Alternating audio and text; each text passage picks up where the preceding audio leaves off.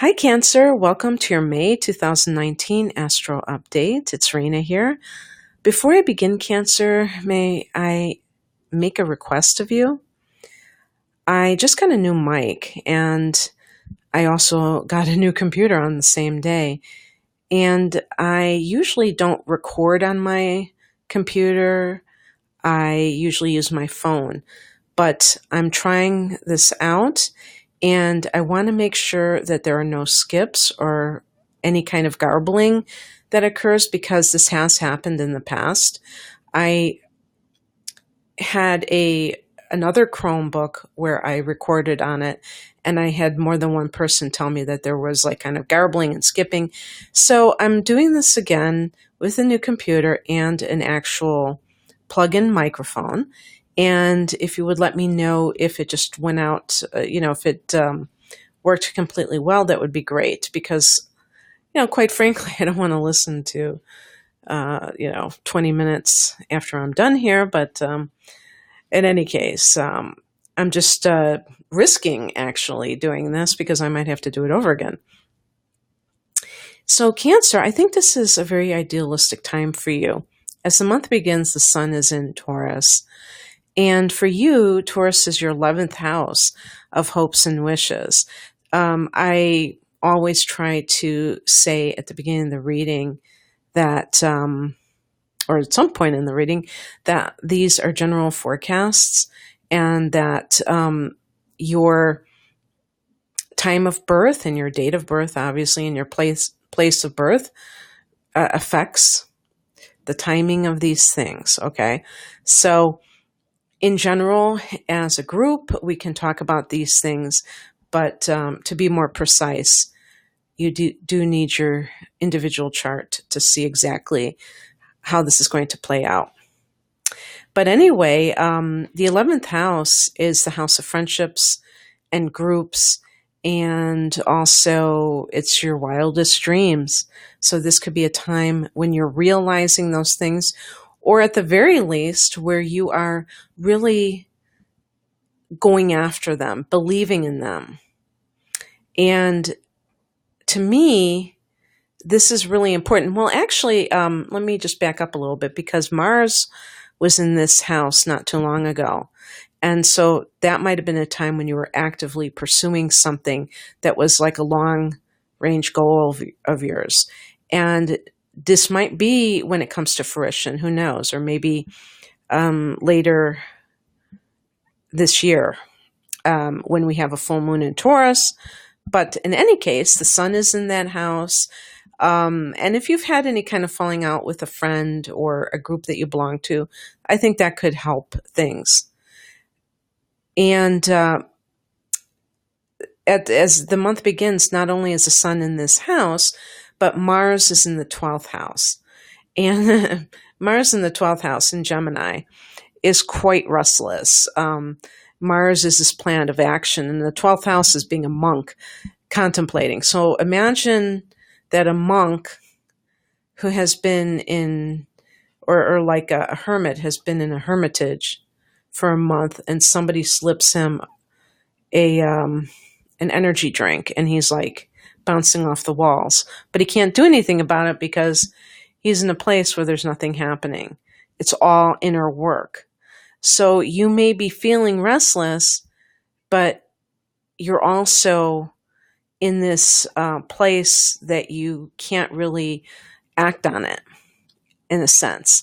And this is because our lives are a bunch of cycles. And with Mars in the 12th house, it's time to maybe take that excess energy and apply it to something more spiritual. So a perfect match for Mars in the 12th is Hatha Yoga. And actually, that's what Hatha Yoga was invented for. It was for doing something physical in order to sit in meditation. But, that is a simplistic definition of Hatha Yoga because it also has these benefits of, moving energy and, regulating, even like physiologically regulating the body. So that's actually a very good thing. And on the 4th, we have a new moon at 14 degrees of Taurus in the 11th house. And that can be new beginnings with friendships or a group. Maybe there is some sort of group that you have been meaning to join. And maybe you're finding your tribe, Cancer. Cancer rules the 4th house of home and family. So family tends to be very important to Cancer. But not every Cancer person is going to be born into a family that they resonate with. This is very important to understand for you, Cancer, because you may really feel like the Norman Rockwell portrayal of family should be what you're dealing with. But it is what it is. Whatever you're dealing with, if you are estranged from your family of origin, then you, out of anyone, has that need for that kind of bonding in a close-knit group. So this could be a time that you find that tribe, and that can benefit you immensely in many different ways. This can also be a time of having a new long-range goal.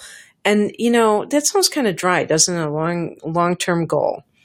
But really, the honest truth is that this is what gives life meaning and juiciness and just that feeling of excitement, because you're anticipating, being able to make something happen. I think it's like awesome.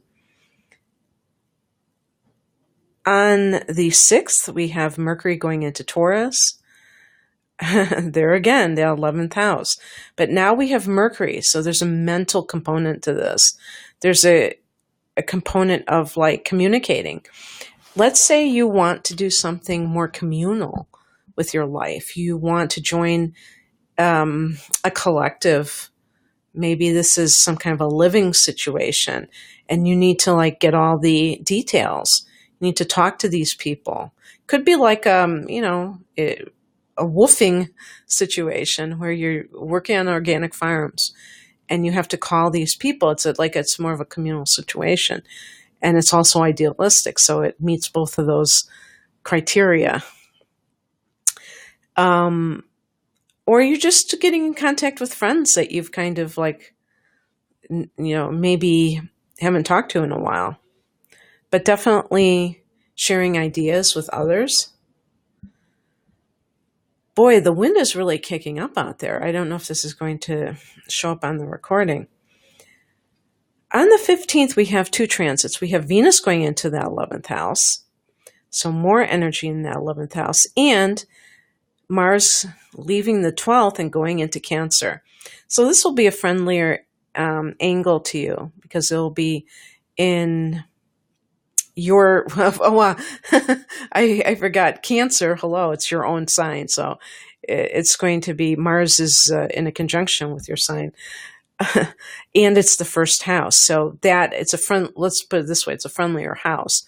And what this means, Cancer, is that this could like light a fire under you, make you more aggressive even, because Mars is like the god of war. But it can help you, because I think of Cancer as a somewhat timid sign. I'm speaking specifically of the sun sign, unless you have like a fire, moon, and or rising sign, or in some cases maybe an air sign that's more extroverted. Okay. The fire and air signs tend to be more outgoing, and in the rising position, this can lead to somebody who is really secretly an introvert and a homebody, but maybe the life of the party when you want to be, like if you have Leo rising or something. So for everybody, having Mars in Cancer is like a little bit of an Aries injection into you. And so this may even manifest on the physical level, where you are possibly getting more physically active, since the first house can be the body. And Venus in that 11th house can bring some sort of romance through a group that you belong to or your circle of friends. I actually think that's a wonderful way to meet somebody, because you may have mutual friends, or you may have a shared interest, like in a group. And what better way to start a relationship off with than some kind of passion that you share with somebody. On the 18th, we have a full moon at 27 degrees of Scorpio. So fellow water sign. And this is falling in the 5th house of romance for you. So this might be the beginning of some sort of relationship or the end of one. I'm talking about like a romantic relationship.